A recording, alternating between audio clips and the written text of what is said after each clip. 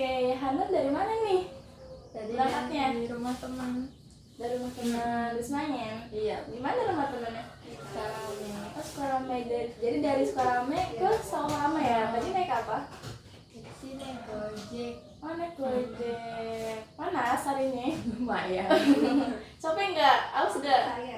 Lumayan. Oke, bentar ya. Aku minum dulu.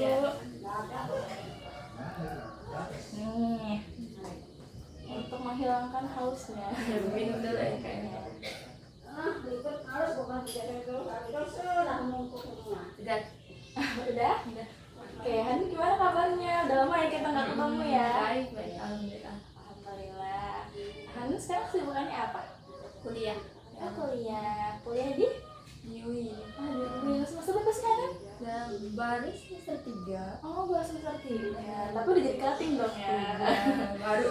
Iya. Oke, Hani sebelumnya udah pernah belum sih melaksanakan konseling? Belum pernah sih. Jadi ini pertama kali dong ya? Benar-benar. Oke. Kalau menurut Hana nih, konseling itu apa? Konselnya kayak kita cuma tahunya kan kita cerita-cerita aja sih ke konselornya gitu-gitu, mungkin cerita tentang masalah yang kita hadapi, mungkin terus kita dapat sarannya atau gimana gitu. Oke, benar ya Hana. Jadi konseling itu adalah proses pemberian bantuan gitu ya, yang dilakukan oleh saya seorang konselor kepada Hanun sebagai konselingnya, dengan tujuan mengentaskan masalah dan memandirikan konseling dalam mengambil keputusan gitu. Jadi di sini kita sama-sama cari solusi dari permasalahan yang sedang Hanun hadapi gitu. Adapun untuk Hanun jangan ragu-ragu, jangan khawatir untuk mengungkapkan apa saja yang sedang Hanun rasakan, pikirkan dan lain sebagainya. Karena di sini saya selaku konselor memegang kode etik kerahasiaan, di mana semua perbincangan yang kita lakukan hari ini hanya saya, Hanul, dan Tuhan yang tahu gitu. Jadi diharapkan hal juga menjadi konseling yang terbuka gitu. Semua apa yang Hanun rasakan, Hanun hadapi, pokoknya semua kegelisahan Hanun itu ungkapkan aja. Jangan perlu khawatir ya kalau cerita Hanun bakal tersebar kemana-mana, karena itu tidak bakal terjadi gitu ya. Lalu di sini juga Hanun diharapkan sukarela ya dalam hal terbuka tadi. Jadi jangan sampai di sini Hanun merasa terpaksa nih untuk mengungkapkan masalahnya hanya karena aku yang suruh untuk terbuka gitu. Jadi diharapkan Hanun suka rela. Sampai sini ada yang mau ditanya nggak? Enggak, cukup paham. Ada. Oke. Untuk durasi waktunya agar agar cerita kita tidak lari kemana-mana gitu ya, tetap pada intinya. Bagaimana untuk waktu 40 hingga 45 menit? Cukup nggak? Cukup. Oke, cukup. Oke, jadi kita manfaatkan ya waktu yang ada sekitar 40 hingga 45 menit ke depan. Dan sekarang Hanun sudah siap belum nih melakukan konseling? Udah siap. Oke, coba deh diatur dulu posisi duduknya. Udah nyaman atau belum? Udah nyaman sih. Oke, sekarang coba Hanun ceritakan apa yang sedang Hanun rasakan akhir-akhir ini.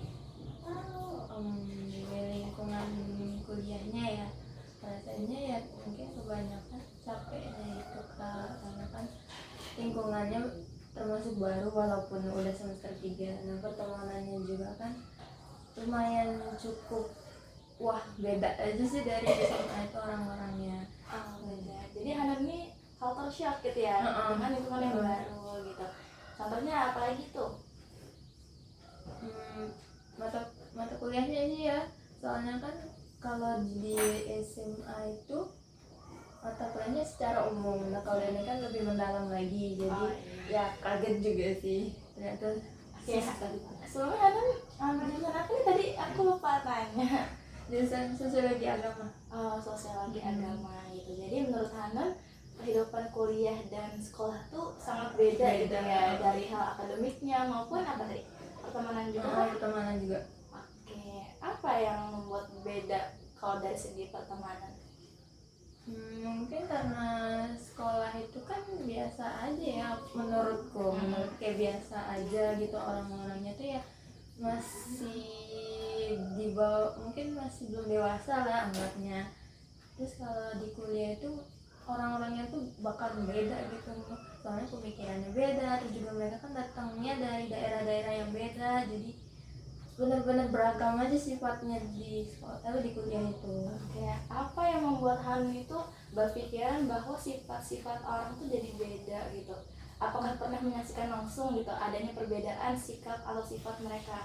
Iya sih, ngerasain langsung sih pas di kelas kan ada yang dari mana, terus juga sifatnya beda-beda gitu. Apalagi tiap ada kerja kelompok kan sekelompok gitu bareng gitu ya, ngerjain sesuatunya bareng gitu, jadi ngeliat langsung gimana mereka menyikapi di kerja kelompok itu. Dari banyaknya sifat manusia yang ada nih ya di kelas Hanun, mana sih yang paling Hanun soroti gitu sifatnya? Yang ini sih yang kurang berkontribusi, yang benar-benar nggak ada rasa pengen belajar gitu, orang-orang yang kayak gitu tuh kayak orang yang males gitu-gitu. Pokoknya kalau udah berhadapan sama orang yang kayak gitu di kelompok itu tuh paling males ya. Oke, jadi menurut Hanun paling Hanun soroti atau culture shock yang Hanun ketika bertemu dengan teman yang tidak bertanggung jawab gitu ya tentang akademiknya ya, itu dalam hal kelompok saja atau tugas individunya mereka juga males gitu? Kurang tahu ya kalau tugas individu, soalnya kan tugas yang dikasih itu selalu kelompok semua tiap matkul. Jadi nggak tahu sih ngeliat mereka di individunya dalam mengerjakan tugas kayak mana. Oke, biasanya dalam satu kelompok itu ada berapa orang? Karena kelasku dikit jadi cuma 2 orang satu kelompok. Satu kelompok 2 orang, 2 orang. Nah, berarti kalau misalnya Hanun berhadapan nih dengan orang yang males kata Hanun tadi terus tidak mau berkontribusi, apakah tugas itu tidak dikerjakan kah atau malah Hanun yang mengerjakan sendiri atau gimana? Kalau aku sendiri sih ya aku yang kerjain, karena kan aku tipe orangnya emang gak mau ribet kan, terus juga emang lebih nggak, mungkin termasuk cuek ya aku ya, karena kan ngeliat dia yang nggak bisa apa-apa, dia yang nggak mau berkontribusi, jadi mau nggak mau kan aku yang ngerjain gitu. Kalau aku nunggu dia ya kapan selesainya, sedangkan tugas yang lain juga kan menunggu gitu. Jadi mau nggak mau ya aku yang kerjain semua gitu. Itu setiap mata kuliah apakah partner kelompoknya orang itu aja atau beda-beda nih? Karena waktu itu karena sekarang ini kan aku masih dekatnya sama satu orang aja ya, si orang yang aku sebut itu, jadi aku semua kelompok itu ya sama dia semua gitu. Sama dia dan nggak bisa ganti juga ya? Bisa ganti sih mungkin ya, cuma kan karena tahu sendiri ya, kayak aku udah sama dia nih, masa tiba-tiba diganti gitu, mereka pasti nggak mau kayak gitu kan. Oh, temen yang lainnya. Jadi kan mau nggak mau, aku juga emang dari awal nggak mau ribet, ya udah aku terima aja sama dia terus. Jadi dari awal kelas sampai sekarang itu Hanun yang ngerjain semuanya atau ada kontribusi dia sedikit atau bagaimana? Mungkin ada sih sedikit, cuma kan mungkin karena aku orangnya juga harus perfect gitu, yang sesuai sama yang aku mau gitu ngelihatnya, jadi hasil yang dia kasih tuh yang nggak sesuai sama kemauanku semua gitu. Kayak dia ngirim materi mungkin nggak sesuai sama judul yang kita bahas, terus juga dia pernah bikin PPT itu kayak polos, cuman materi doang, kayak nggak poin-poinnya aja, itu kan jadinya gimana ya nanti kalau di hadapan dosen gitu kan. Gitu. Oke, berarti ini lebih ke bukan kepuasan Hanun ya, tapi dimana tugas yang dia kerjain itu nggak sesuai sama apa yang diinginkan dosen gitu. Oke, jadi nggak bisa ditoleransi dong ya? Oke, nggak bisa. Berarti apa nih perasaan yang Hanun rasakan saat ini ketika Hanun itu berhadapan dengan situasi itu, atau berhadapan langsung dengan teman Hanun ini? Lebih capek sih ya, soalnya kan udah ngadepin orangnya, ngadepin tugasnya juga. Jadi daripada ngeladenin orangnya capek nggak dapet apa-apa, mending aku ladenin tugasnya sendirian gitu. Berarti ada nggak sih rasa kesel Hanun ketika Hanun tuh lihat dia pasti kan ketemu terus ya di kelas ya gitu?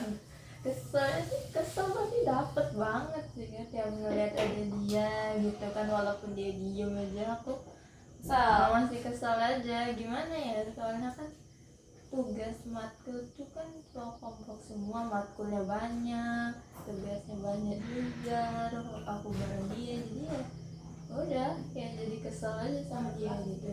Oke, jadi di sini Hanum merasa kesel ya karena udah capek duluan gitu menghadapi tugasnya juga menghadapi orangnya. Tapi sebelumnya nih, apakah Hanum sudah pakai cara apa gitu untuk menghadapi situasi itu supaya dia tuh mau gitu loh untuk berkontribusi secara penuh? Kalau cara buat dia itu mungkin aku bakalan ngechat duluan ya, kayak pernah sih sekali dua kali lah, karena sengaja aja kayak mau pengen tahu aja dia tuh bakalan kontribusi nggak kalau misalnya aku chat duluan gitu. Pas aku chat ya dia ada kan kayak oh iya kita mau presentasi ya minggu depan gitu. Terus juga aku bilang iya gini terus kan ya udah dia akhirnya ngirim materi yang aku bilang tadi, tapi ya materinya ya nggak sesuai gitu. Terus ketika dia itu ngirim materi yang tidak sesuai, apakah Hanum merespon chat dia kayak ini kayak salah dia atau apa gitu? Awalnya sih karena aku kan tipenya kalau dikasih materi ya udah aku terima dulu baru aku baca pas aku kerjain gitu. Jadi pas dia ngirim aku bilang oke, makasih gitu kan ya. Terus pas aku baca ternyata beda, ya udah kan aku cari lagi yang lain, aku nggak respon ke dia kayak kamu ngasihnya salah gini, daripada aku ngasih tahu dia terus dia ngirim lagi yang makin nggak benar atau makin lama gitu malah ngehambat tugas kita gitu. Jadi ya udah aku nyari sendiri. Oke, berarti di sini kontribusi dia itu hanya mengirim materi. Lalu setelahnya tugas apa tuh? Diapain materinya? Materinya kan dibikin makalah sama presentasi sama PPT kan. Karena dianya juga materinya salah, dianya nggak bisa bikin makalah PPT gitu-gitu ya, terus apa lagi dia kontribusi. Berarti setelah dia ngirim materi dan kamu udah oke makasih gitu ya, dia ada nggak nanya-nanya lagi tentang tugasnya gitu? Kayak gimana nih kelanjutan tugasnya gitu atau apa? Enggak sih, mungkin karena dia tahu aku bakalan ngerjain, jadi dia tuh bakalan ngebiarin aja, kayak bener-bener nggak ada omongan lagi selain aku yang mulai duluan gitu. Kalau mungkin ada sih kayak aku yang mulai duluan karena udah selesai PPT makalah selesai tuh pasti dosen nyuruhnya buat ngirim ke grup yang ada dosennya buat ngasih tahu kalau kita tuh mau presentasi ini materinya biar dibaca mereka gitu. Nah itu aku nyuruh dia yang kirim, dia yang kirim, udah gitu aja. Mungkin kontribusi yang bisa di. Oh berarti ngirim hasil tugasnya itu setelah mau mempresentasikan di kelas? Enggak, pas sehari sebelumnya. Sehari sebelumnya. Tapi dia udah dipastikan baca kan. Tapi dia ada nggak omongan kayak kok materi yang aku kasih nggak ada ya di situ? Ini nggak pernah kayak gitu. Bener-bener dia terima jadi aja orangnya. Jadi waktu presentasi gimana tuh menurut kamu? Presentasi ya kayak presentasi dia baca ya benar-benar full baca gitu ya, kayak nggak ada jelasin sama sekali. Terus juga tiap ada pertanyaan dia kayak ngasal jawab aja gitu loh, kayak benar kalau misalnya dia dapat jawaban dari internet dia bakalan baca gini aja, nggak yang sambil ngejelasin atau natap ke orang yang nanya gitu, enggak gitu. Nah menurut Hanum nih ada nggak sih alasan khusus dia kenapa sih dia kayak gitu? Apakah mungkin dia memiliki kesulitan dalam dia mengerjakan tugas dan dia tuh takut untuk bertanya atau bagaimana, ada nggak? Yang latar belakang itu di pemikiranku dia malas yang pertama karena udah 3 semester ini seharusnya ada peningkatan dong, tapi dia nggak ada sama sekali, jadi mungkin dia malas buat belajar gitu. Terus yang kedua mau dibilang gaptek gitu sih enggak ya, soalnya dia masih bisa main HP gitu. Kenapa kalau laptop tuh nggak bisa gitu, nggak tahu. Mungkin dua itu aja sih. Oke, jadi menurut Hanun ya pemikiran Hanun sendiri nih, dia tuh mungkin malas karena ada peningkatan, dan kedua mungkin gaptek kayak. Tapi nih Hanun pernah nggak sih kayak ngobrol langsung sama dia secara mendalam gitu ya, kamu nih sebenarnya kenapa gitu, atau misalnya dia punya masalah kah, atau emang dia itu ada kesibukan lain gitu yang sehingganya dia tuh menambah-duakan kuliahnya gitu kan. Mungkin ya namanya kuliah pasti ada lah orang yang kuliah sambil kerja kah, atau dia kuliah sambil mengajar atau apa gitu. Kalau Hanun pernah nggak ngobrol? Kalau ngobrol buat tentang kenapa dia nggak bisa kayak gitu-gitu sih enggak ya, cuma mungkin dia sesekali ngobrol yang bentuk spekulasi tentang keluarga dia gitu. Kalau dia ceritakan, dia tuh yang aku lihat dari ceritanya itu ya dia biasa aja, dia kuliah gitu, biasa kuliah, nggak ada kerja apa-apa, nggak ada sampingan apa-apa, dia kuliah. Terus juga keluarganya kan termasuk yang pikiranku, dia termasuk keluarga berada, cuma mungkin di rumahnya nggak ada laptop apa gimana buat belajar gitu ya, dia bilangnya gitu. Terus juga kalau soal yang dia nggak bisa apa-apa itu aku nggak pernah nanya duluan sih, kayak kamu kenapa nggak bisa gini-gini gitu. Tapi dia kan kadang nanya kan kayak gimana sih gini-gininya gitu. Terus aku bilang aja, kamu belajar di YouTube gitu kan. YouTube kan kamu kan ada HP, terus YouTube tuh udah ada di HP gitu. Terus kenapa kamu nggak